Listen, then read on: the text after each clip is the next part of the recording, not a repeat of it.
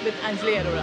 आज हम आए हैं ममता अपार्टमेंट और यहाँ हम आए हैं बिंदु दारा सिंह जी से मिलने। जी हाँ, आज हमारे स्पेशल गेस्ट हैं बिंदु दारा सिंह जी। तो चलिए जाते हैं, उन्हें मिलते हैं और बहुत सारी बातें और मस्ती करते हैं। आइए। Welcome. Hello, sir. Welcome. Oh, so sweet. Thank Lots you. of love, all everything pink pink. भैया ये आपके ड्रेस के साथ ये फूल भी मैच कर रहे जी हैं। सर, आइए, only for आइए। you. Bindu Dara Singh, aka Virender Singh Randhawa, is an Indian actor who does Hindi and Punjabi television films. He is the winner of the 3rd season of Bigg Boss. Before this, in 1996, he played the role of Lord Hanuman in Jai Veer Hanuman television series on Sony TV. Let us hear his passion journey and see what he has to say about his upcoming ventures. Hello friends, welcome to the magic moments with Anjali Arora. जैसे कि मैं आप सबका बहुत बहुत thank you बोलना चाहूँगी क्योंकि आप लोगों ने इतना सारा प्यार दिया मुझे the Anjali Arora talk show को। देन 100 एपिसोड के बाद आई वाज वेरी स्केप्टिकल कि मैं कर पाऊंगी कि नहीं, आप लोगों को मेरा season 2 the magic moments with Anjali Arora पसंद आएगा कि नहीं। मगर आप लोगों ने बहुत सारा प्यार दिया। सिर्फ 2 एपिसोड हुए हैं मगर 10,000 व्यूज अब जा रहे हैं। सो थैंक यू सो मच। उसी इंस्पिरेशन के साथ आज मैं आई हूँ यहाँ दाराविला में मिलने बिंदु दारा सिंह जी से, जो कहते हैं ना कि इनकी आवाज़ इतनी बुलंद है एंड इनका जो एक नेचर है, I have seen he is so down to earth. Sir, I will say this is heredity और समथिंग। या इट इज। मेरे पिताजी भी ऐसे होते, जमीन के पास ही रहते थे और वैसे ही हमारे अंदर भी यही आई है खूबी। I think it is very important that you stay grounded because then your journey is a long and beautiful one. True. And you know sir, मैं कहते हैं ना, मेरा जो एक्साइटमेंट है मैं आपका स्वागत करूंगी magic moments with Anjali Arora में। और आपका बहुत बहुत धन्यवाद कि सर ने मुझे कभी नहीं कहा कि अपॉइंटमेंट लेना, मुझे बताना, देखूंगा, सोचूंगा। कहा ठीक है, मैं इस दिन अवेलेबल हूँ, इस दिन हम कर लेंगे। So thank you so much बहुत। Congratulations, first of all congratulations Anjali ji कि आपका शो सीजन 2 में जा रहा है। तो please like, share and subscribe her channel because she's a wonderful lady, always smiling, always happy. ऐसे ही रहना हमेशा जिंदगी भर। मुझे लगता है आपका पति आपसे ज्यादा प्यार करता है सर, बहुत ज्यादा। वो कहूँगी कि यही एक इंस्पिरेशन है जो मैं यहाँ तक जो बिल्कुल, जब तक औरत का हाथ आदमी के पीछे ना हो और आदमी का हाथ औरत के पीछे ना हो तब तक वो गाड़ी अच्छी तरह नहीं चल सकती। तो well done, you have to support each other. Thank you so much sir. Sir, मैं आपको बताना चाहूँगी कि हमारे शो की जो टैग लाइन है, it is unfolding the passion journey.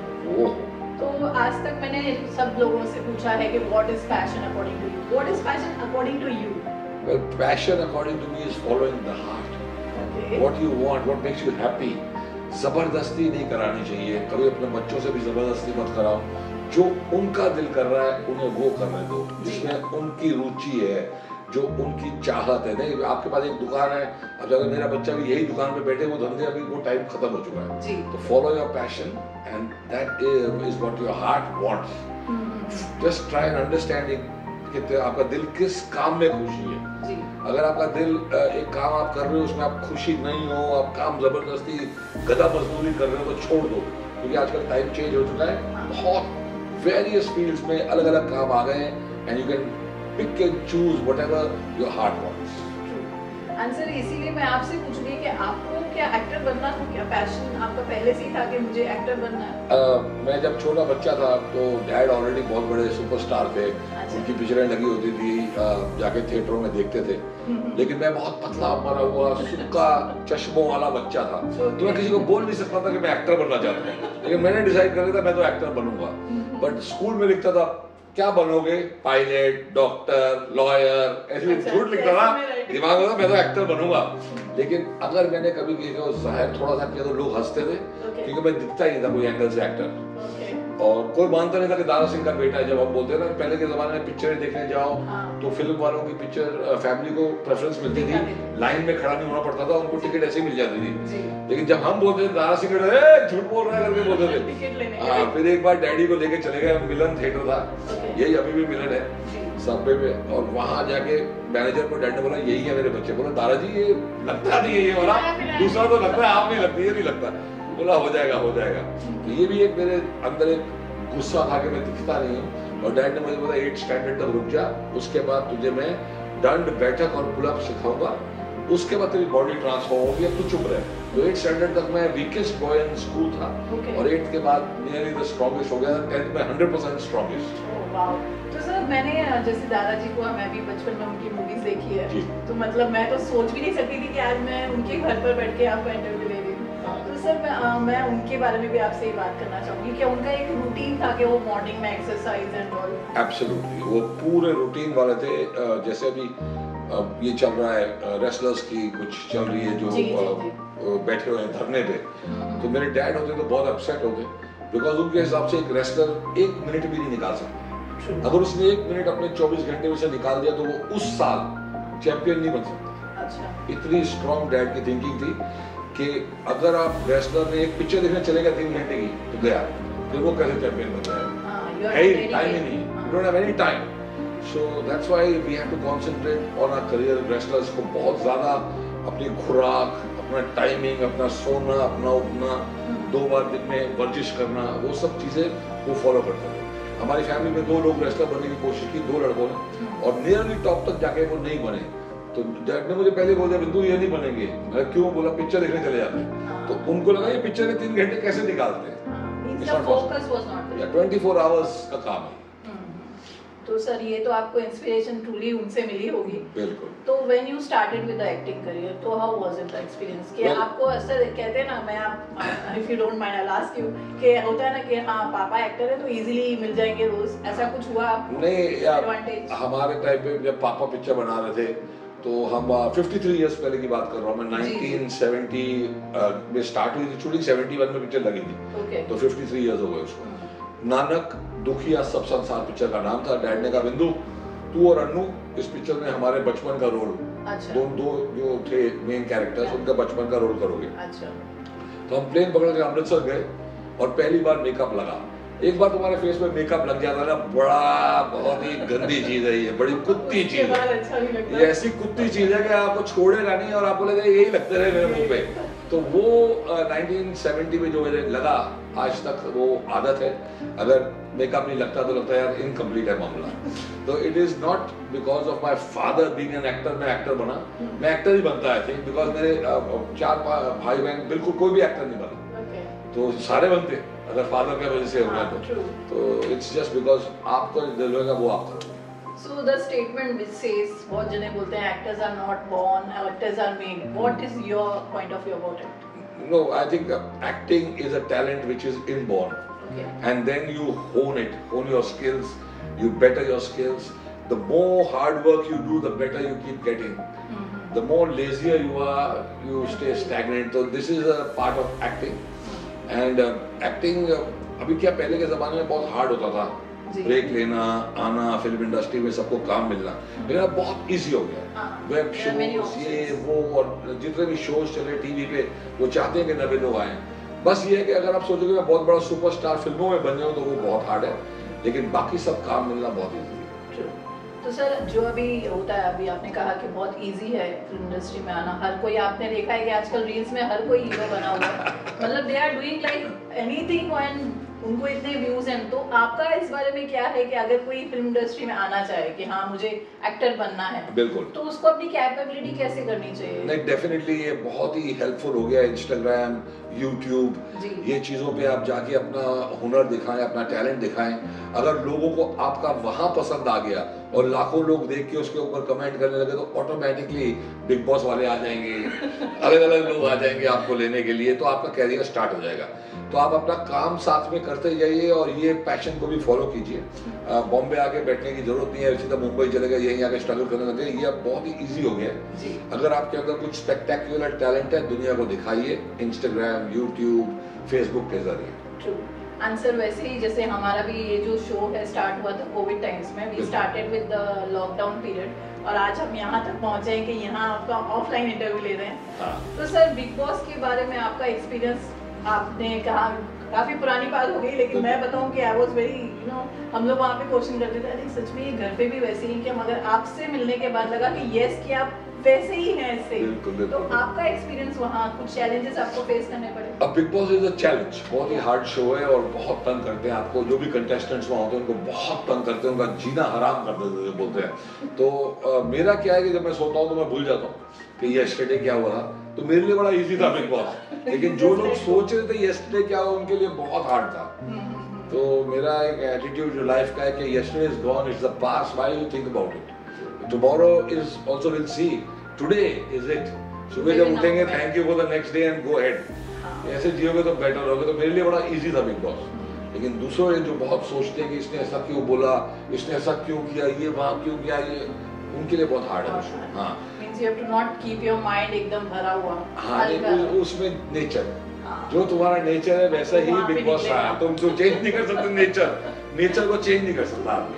तो आपने कुछ सोचा था कि मैं जीतने वाला? 100%। मैंने अपनी बीवी को जब पहला एपिसोड सीजन आया, मुझे अभी भी याद है, आई थिंक अरशद वारसी था, सोनी पे था, एंड मैंने शो देखा, मैं कहा यार ये शो तो मेरे लिए बना है, ये तो मैं जब भी जाऊंगा मैं जीतूंगा। तो मेरी बीवी हंसने लग गई, हाँ this is a very hard show big brother. मैं कहा ये जाऊंगा तो मैं जीतूंगा, बिग ब्रदर हो या बिग बॉस। और वाकई ऐसा हुआ कि जब मैं जा रहा था तो मैं बोल के गया था मैं जीत के आऊंगा। जब मैं अंदर गया तो इस्माइल दरबार जी ने पहले हफ्ते में मुझे बोल दिया अगर आप नहीं जीते ना तो मेरे मुंह पे थूक देना, हम भी जीतने आए हैं। तो मैं समझ गया पक्का ही जीत रहा हूँ। लेकिन मैं बड़ा गंदा कंटेस्टेंट था जो सारे बाकी कंटेस्टेंट्स को बोलता रहता फर्स्ट वीक से कि मैं जीतूंगा। ऐसा बिग बॉस की हिस्ट्री में कभी नहीं हुआ, कोई नहीं बोलता, लास्ट डेट तक नहीं बोलता कि मैं जीतूंगा, अभी मैं निकलना जाऊं। तो मेरा ऐसा था कि अगर मैं हार जाता तो मैं किसी को शक्ल दिखाने के लायक नहीं होता। ऐसे करके जो मास्क यहाँ से भी यहाँ से प्लेन में चढ़ता इतनी बार बोल रहा मैं जीतूंगा और वाकई जीत गया। तो thank you God and thank you. Manifestation आपका कहते हैं कि वर्क कर गया। यस यस, जो बोलते हैं ना what you ask from the nature from the forces above, वो मिल जाता है। बिग बॉस में वैसा ही हुआ और मिल गया। सर आज आपके बहाने मैं भी अपना एक ड्रीम शेयर करना चाहूंगा कि बिग बॉस की मैं बहुत बड़ी फैन हूँ फर्स्ट एपिसोड से अभी तक। मतलब मैंने भी जब ये अभी थोड़ा करना शुरू किया, थोड़ा लोग मुझे जानने लगे, तो मेरा भी मन ये करता है कि यार कभी बिग बॉस वालों की मुझ पे नजर पड़ जाए। बिग बॉस देखो, Anjali Arora is ready to come into the big boss house. Please, I want to spread my emotions over there. मतलब मुझे बहुत आदत है कि मैं बहुत जल्दी बुरा मान जाती हूँ, बहुत इमोशनल हो जाती हूँ। तो मैंने देखा है कि वहाँ पे ये टेस्टिंग करने के, पेशेंस सीखने का बेस्ट प्लेस। देख लो भैया, एंड द बॉल वालों, सलमान भाई आ रही है अंजलि अरोरा बिग बॉस। अभी आई थिंक OTT वाला चालू होगा अभी, और उसके बाद फर्स्ट टाइम सलमान भाई doing OTT। So it's amazing, amazing. This is going to be amazing. Sir now ये जो अभी चर्चा में है, कहते ना एक हॉट टॉपिक चल रहा है, हार्ट ऑफ आर्ट। बिंदु जी आर्ट में कैसे? देखिए आर्ट तो सब लोग को पसंद होता है। हमने भी स्कूल में बड़ी ड्राइंग की कोशिश की कि ब्यूटीफुल ड्राइंग करें, ये आर्ट वो आर्ट, कोलाज वर्क, ये वो हर चीज ट्राई की, लेकिन हमारे अंदर वो हुनर नहीं था। एंड मेरे नीचे हमारे बंगले में हमारे टेनेंट्स हैं, बहुत सालों से रह रही है, Bharti ji, she is an artist, she was teaching in college also and बीटी बाई में थे, शी इज वंडरफुल आर्टिस्ट। तो जब भी हम उनके घर जाते थे उनकी पेंटिंग्स देखते थे, बहुत अच्छा लगता था।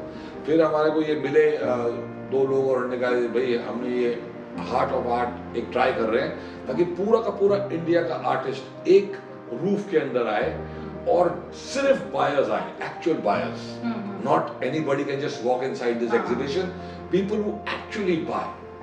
तो it is a huge and brilliant idea कि मतलब ऐसा हो कि पूरे इंडिया से आर्टिस्ट एक जगह पे आए, 3 दिन तक वो एग्जीबिशन चले और सिर्फ जेन्युइन बायर्स अंदर जाएं।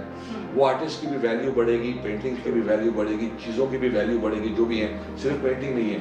तो I love the idea and love the concept and they said sir हमें ये करना ही है, तो आप हमारे साथ जुड़ोगे तो हमें बहुत खुशी मिलेगी। तो मैंने सोचा कि यार ऐसा काम करने के लिए कुछ पैसे वैसे मांगने की जरूरत नहीं है, मैं जुड़ूंगा और इसे बहुत ही बढ़िया तरीके से करवाएंगे ताकि ये इतना ब्रिलियंट हो जाए कि आगे चल के यानी जितने भी आज तक आर्ट एग्जीबिशंस चल रहे हैं पूरे कंट्री के अंदर सब भूल जाएं। Heart of art should be number 1 तो वो हमारा टारगेट है और मेन टारगेट ये है कि सारे आर्टिस्ट भी खुश हो जाए और ये चीज का जो ब्रांड है ये बहुत बड़ा बने, फिर पैसा तो विल फॉलो।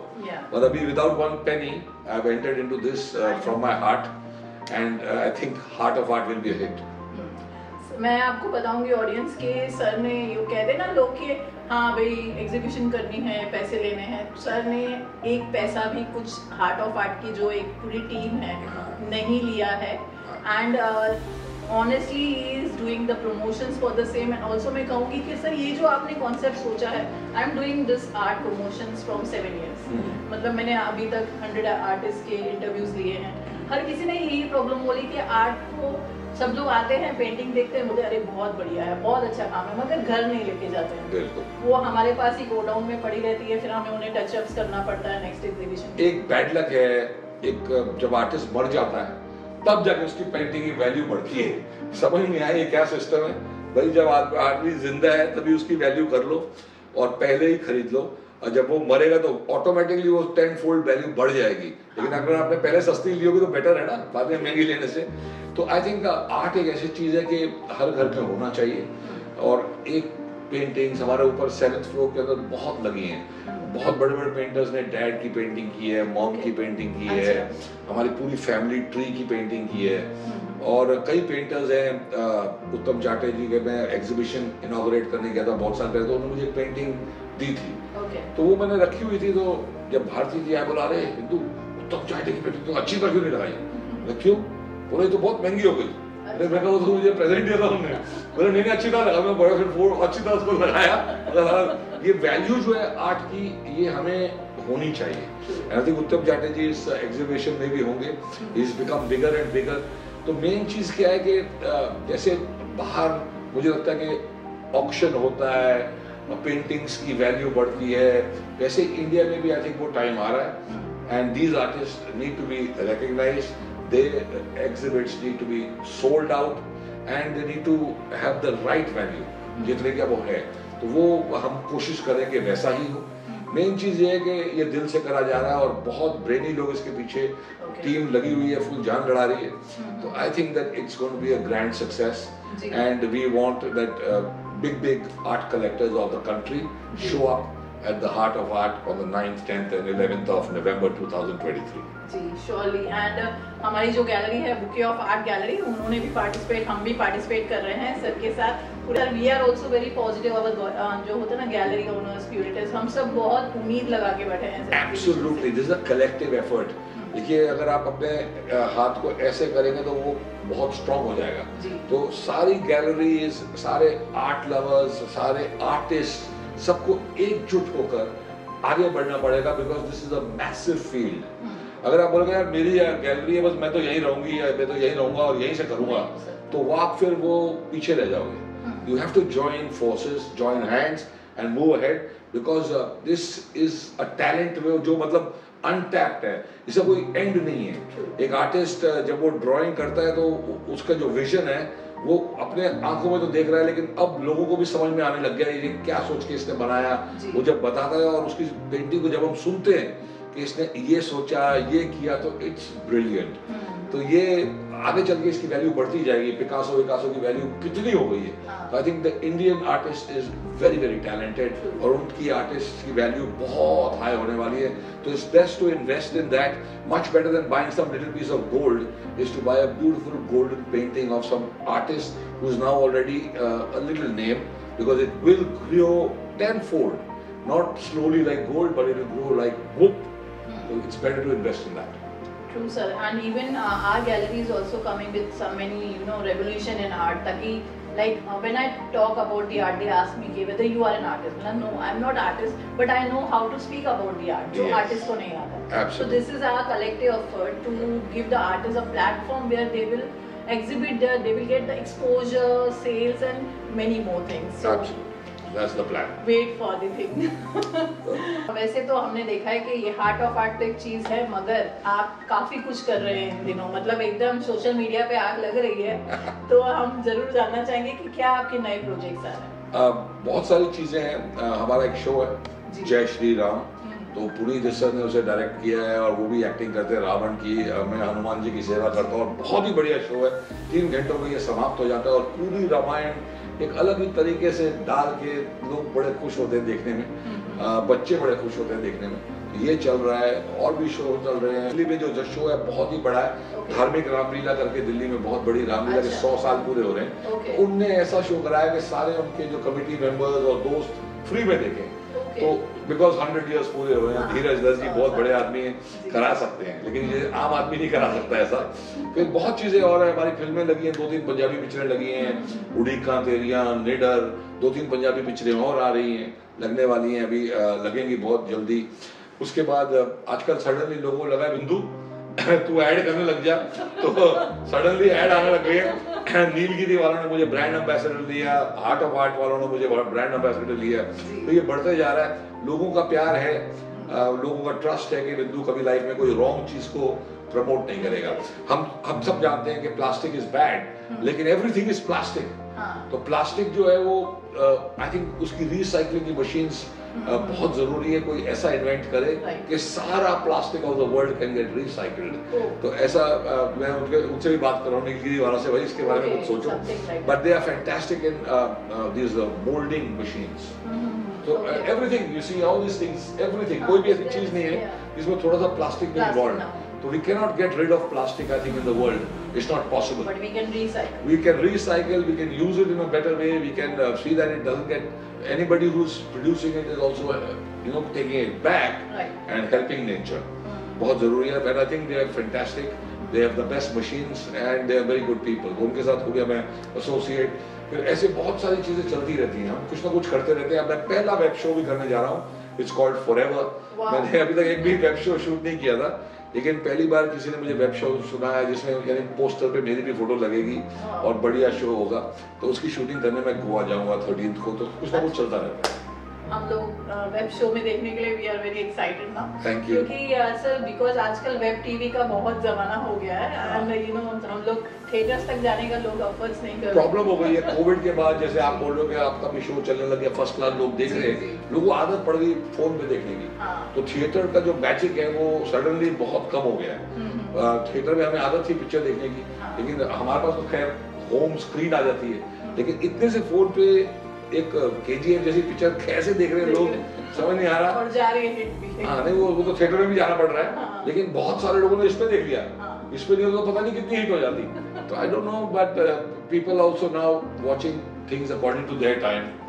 लेकिन थिएटर सच अ थिंग कि उसका जो रिप्लेसेबल है नहीं, बड़े स्क्रीन पे डॉल्बी साउंड है, डम डुम, PVR बंद होने लगे। When we are going specially to watch the movie, मतलब ऐसा होता है कि हम मोबाइल देखते देखते बीच में ऐड भी आ रही है, खाना भी बना रहे हैं, तभी वो पिक्चर का मजा नहीं आ रहा। या द पिक्चर्स टाइम वापस आएगा पिक्चरों का, I am sure, because it is so much fun to watch it in the theatre with your family. It's like an outing, but it's also expensive.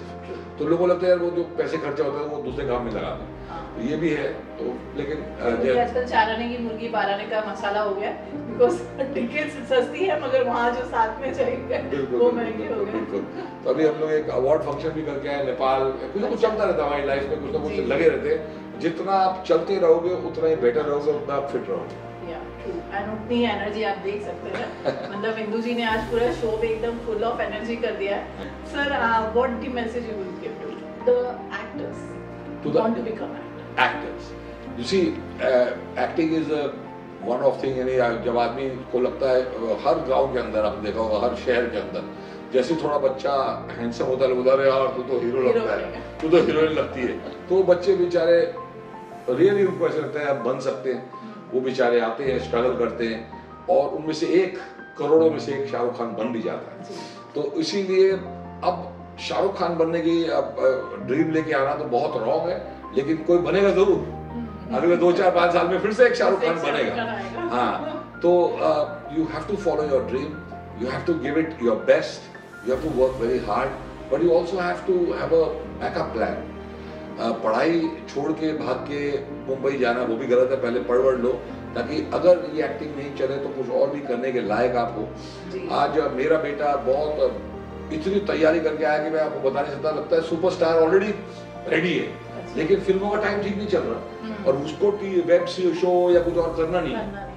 तो वो बोल रहा है पाप्स, मैं सोच रहा हूँ जब तक फिल्मों का टाइम नहीं अच्छा था मैं कुछ और करूंगा, तो वो कुछ और करने लग गया, काम कर रहा है और अपना जो एक्टिंग का इतना जो अंदर भरा हुआ है वो जब उसका टाइम आएगा तब वो निकालेगा, लेकिन तब तक वो बैठा है, वो बोल रहा है मैं वेट करूंगा, उसको वैसा सुपरस्टार बनना है। तो वो बहुत हार्ड है, सब लोग नहीं कर सकते ऐसा। सब लोगों को जो काम मिले मुझे लगता है करना चाहिए, जैसे काम मिलना स्टार्ट हो जाता है अपना टैलेंट दिखाना चाहिए। तो फतेह इज एक्सेप्शन, वो बोल रहा है मैं वैसे ही करूंगा, मैं दूसरे काम में लग गया और वो जब दूसरे काम में लग गया तो फुल टाइम उसमें घुसा हुआ है and he is doing well, so he is very happy. तो दिस इज इट, जो भी आपके नसीब में लिखा है वही होने वाला है। तो जब फतेह का टाइम आएगा तो आएगा, तब तक वो दूसरा कुछ कर रहा है। बहुत लोगों को मैं बोलता हूँ जब मुंबई आते हैं तो आप एक्टिंग तो करें लेकिन साथ में कुछ साइड में कुछ और भी काम करने लग जाए, ताकि आपको अपने माँ बाप से पैसे ना मंगाने पड़े, बोलना पड़े पैसे भेजो, रेंट भरना है, ये वो नहीं।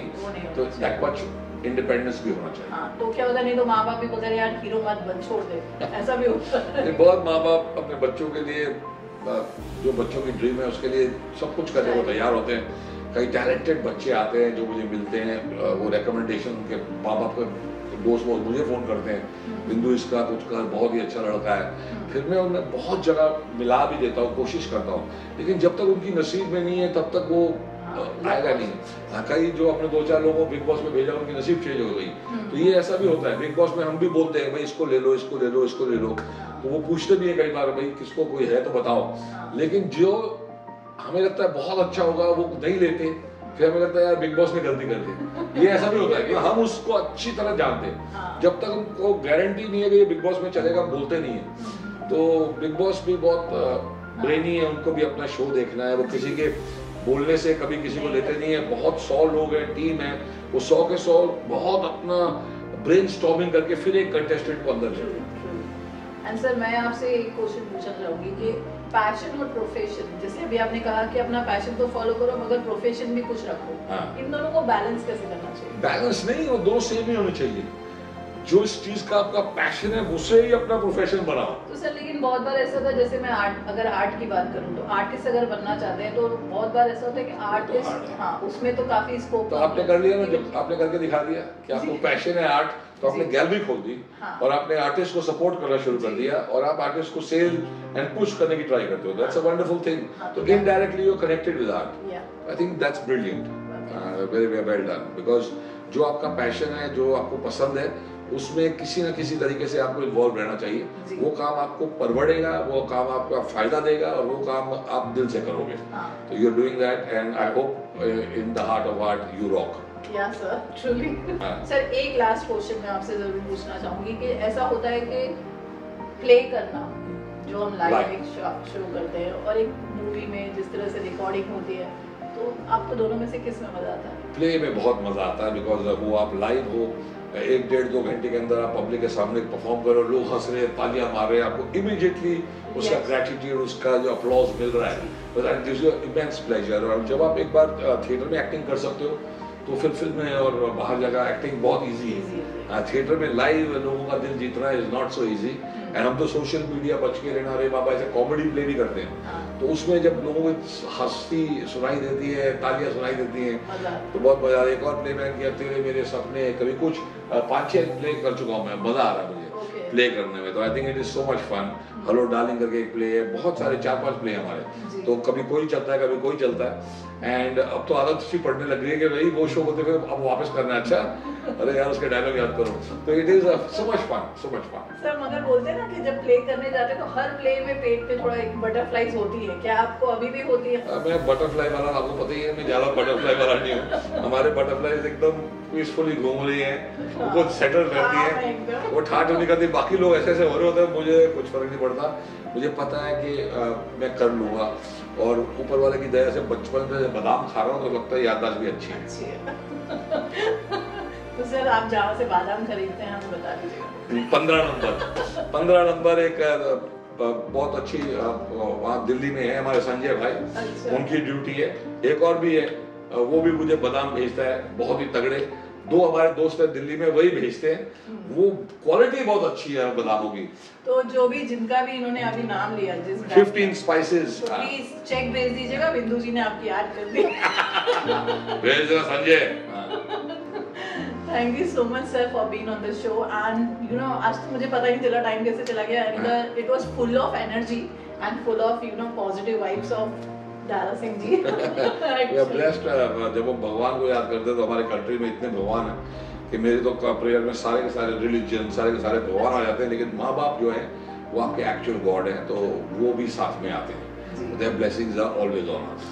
So thank you for being on the show.